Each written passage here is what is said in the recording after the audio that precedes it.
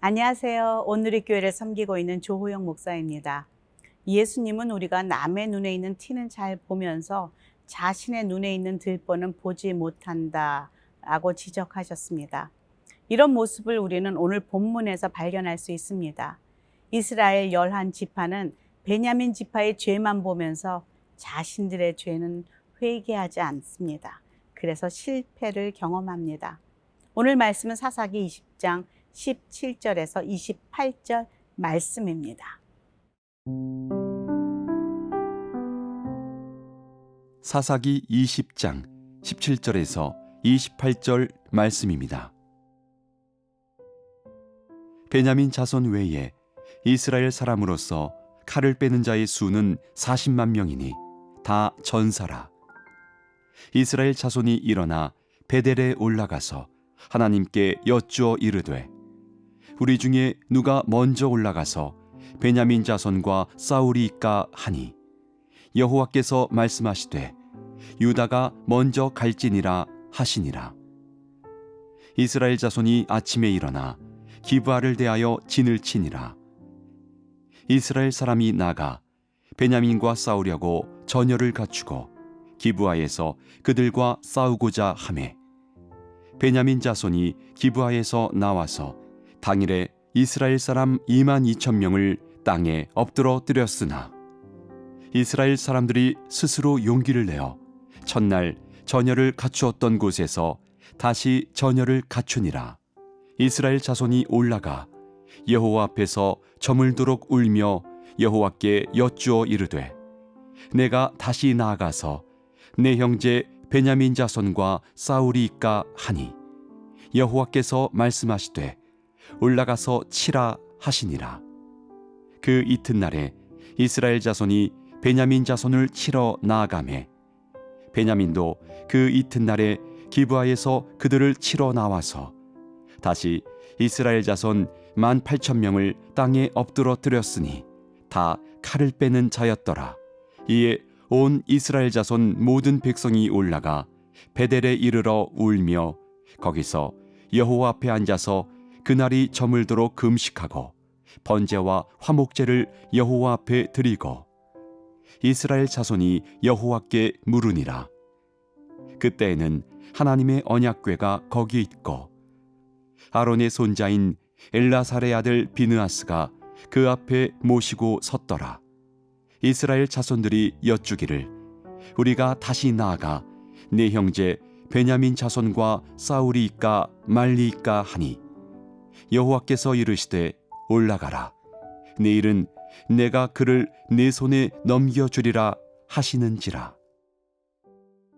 오늘 드디어 이스라엘 11지파는 12지파의 가장 막내 동생격인 그 베냐민 지파와 전쟁을 시작합니다. 여호수아가 가나안 땅을 분배하면서 그 땅의 가나안 족속, 우상을 숭배하는 이방 족속을 물리치고 땅을 차지하라고 명령하였건만 그들은 그들과의 싸움은 멈추고 지금 이스라엘 동족끼리 서로 전쟁을 하고 있는 모습이 사사기의 마지막을 장식하고 있다는 것은 참 슬픈 일입니다. 오늘 총 3번의 전쟁을 하게 되는데 첫 번째 전쟁을 시작하면서 그동안 보여주지 않았던 모습을 볼 수가 있습니다. 바로 이스라엘 자손들은 하나님께 질문을 하는데요. 첫 번째 질문입니다. 17, 18절입니다. 베냐민 자손 외에 이스라엘 사람으로서 칼을 빼는 자의 수는 40만 명이니 다 전사라. 이스라엘 자손이 일어나 베델에 올라가서 하나님께 여쭈어 이르되 우리 중에 누가 먼저 올라가서 베냐민 자손과 싸우리이까 하니 여호와께서 말씀하시되 유다가 먼저 갈지니라 하시니라. 놀라운 것은 하나님이 응답하고 계시다는 것입니다. 베냐민 자손을 싸우려고 누가 먼저 올라갈까요? 라는 질문에 이 전쟁에 유다가 먼저 올라가라 대답하십니다. 기억하십니까? 레위인의 첩이 베들레헴이 친정이었다는 것을. 베들레헴은 유다 지파에 속한 땅이기에 어쩌면 당연히 자신의 지파 사람을 죽인 것에 대한 복수를 가장 먼저 유다 지파가 올라가서 해야 한다고 생각하는 것이 당연한 일이라고도 할 수 있겠습니다. 그리고 우리는 하나님이 이렇게 응답하시면 우리는 곧 승리를 믿습니다.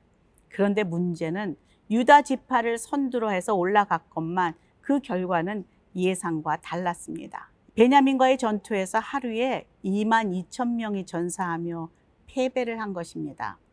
하나님은 유다가 먼저 나가서 싸우라고 하시고는 왜 그들에게 패배하게 하셨을까요? 가만히 그들이 하나님 앞에 나아가 물었던 질문을 다시 한번 묵상해 봅니다. 우리 중에 누가 먼저 올라가서 베냐민 자손과 싸우리이까? 그들은 단 한 번도 우리가 베냐민 지파와 싸우는 것이 하나님의 뜻입니까? 하나님이 원하십니까? 이게 옳은 일입니까? 라고 묻지 않았습니다. 그들은 이미 마음으로 싸우기로 결정을 다 하고 하나님 앞에 나와 물어보지만 이것은 믿음의 질문은 아닙니다. 여러분, 하나님 앞에 나아갈 때는 백지를 들고 믿음으로 나아가야 합니다. 자신들이 이미 감정적으로 자신들이 그럴 수밖에 없다는 이유를 대면서 합리화하며 싸우기로 결정한 후에 그저 확인 도장을 받으러 가는 모습을 보게 됩니다. 그리고 그 모습은 종종 우리의 모습임을 고백합니다. 세상적으로 내가 할 수 있는 것을 다 한 후에 마지막으로 하나님께 기도하는 우리의 모습은 없는지, 내가 다 결정하고 하나님께 보고하며 확인 도장의 기도만 드리는 이스라엘 백성들의 모습이 내 안에는 없는지, 시작부터 백지를 들고 하나님 앞에 나아가 그분의 뜻이 무엇인지 묻는 믿음이 회복되어야 합니다. 어떤 말씀을 하시든 순종하겠다는 믿음이 회복되어야만 합니다. 비록 내가 원하는 방향이 아닐지라도, 그리 아니하실지라도 감사하며 순종하며 나아가겠다는 믿음으로 우리는 하나님 앞에 나아가야 합니다.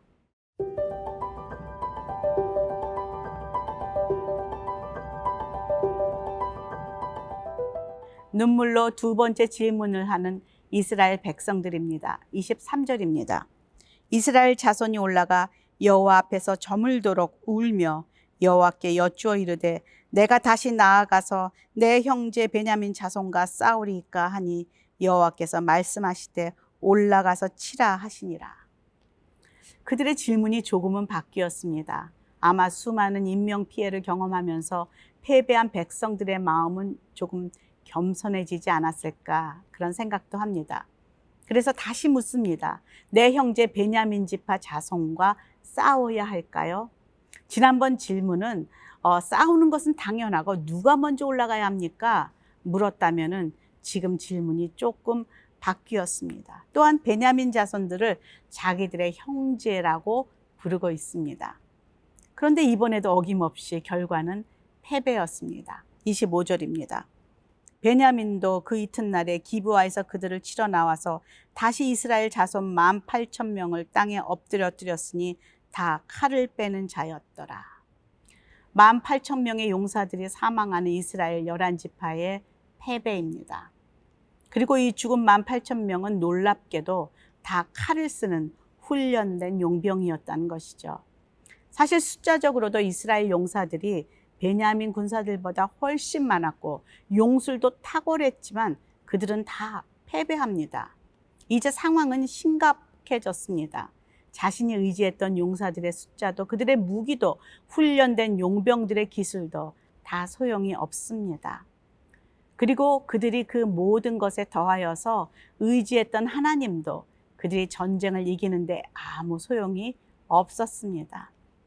전쟁은 하나님께 속한 것이라 하였는데 왜 하나님은 이번에도 이스라엘 백성들이 이렇게 패배하게 허락하셨을까? 하나님은 그들이 의지했던 모든 것들을 다 내려놓고 오직 하나님만을 의지하는 것을 지금 훈련하고 계십니다. 실패를 통해서만이 훈련할 수 있는 그런 것이 아닌가, 그렇게 묵상합니다. 하나님이 그들과 함께하지 않으면 아무리 칼로 무장하고 훈련받은 군사들이 많아도 아무런 힘이 되지 못한다. 정말로 20배나 더 숫자적으로 많은 용사가 전쟁터에 보내졌지만 하나님이 함께하지 아니하시면 아무 소용이 없다는 것을 이스라엘 백성들은 깨닫게 되길 바란 것이 아닐까라고 묵상해 봅니다. 하나님과 상관없는 처음부터 자신들의 힘으로, 자신들 생각으로 자신들의 소견에 옳은 대로 행동하는 이스라엘 백성들이 하나님께 진정으로 돌이키기를 바라는 마음으로 패배를 허락한 것이 아니었을까 묵상해 봅니다. 그리고 기억해야 할 것은 하나님은 그들의 질문에 올라가라고 하셨지만 너희들이 승리할 것이다 약속하지 않으셨다는 것을 기억하시기 바랍니다. 결국 세 번째 질문을 하고 있는 이스라엘 백성들의 모습은 더해집니다. 26절에 보면 이들은 모두가 베델로 올라가서 울며 금식하며 번제와 화목제를 드리며 처음부터 하나님 앞에서 다시 시작하고 있습니다. 그리고 마침내 하나님의 확실한 응답을 받게 됩니다. 여호와께서 이르시되 올라가라 내일은 내가 그를 내 손에 넘겨주리라 하시는지라. 그들이 그토록 듣고 싶었던 기도 응답입니다. 그러나 이 또한 하나님을 떠나 자신 소견에 옳은 대로 살아온 이스라엘 백성들을 심판하시는 하나님의 계획임을 그들은 아직 모르고 있습니다. 자신들의 전쟁은 아무 승자가 없고 오직 패배자만 있다는 것을, 처음부터 실패한 종족 싸움임을 아직 깨닫지 못하고 있습니다. 혹시 우리 삶 가운데서도 하나님이 허락지 않은 그런 가족들과의 싸움이나 부부 싸움이나 아니면 사랑하는 사람들과의 싸움에 피를 흘리며 괴로워하는 성도들이 있다면 패배자만 나올 뿐인 것을 빨리 깨닫고 멈출 수 있기를 간구합니다.